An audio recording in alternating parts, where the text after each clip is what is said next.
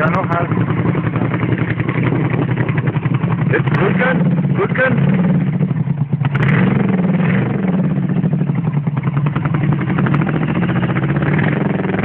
Super.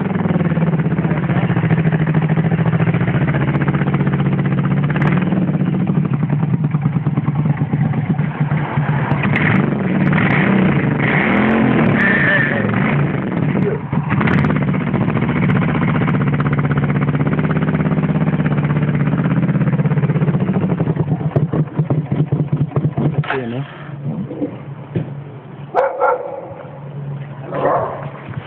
Vielleicht musst du dann nochmal, wenn du gefahren bist, lass einfach stehen, ich schieb die gleich rein. Ja, ja.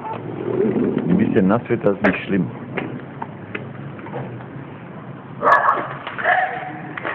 Müssen wir eventuell nochmal eine Feineinstellung machen, aber ist schon alles gut.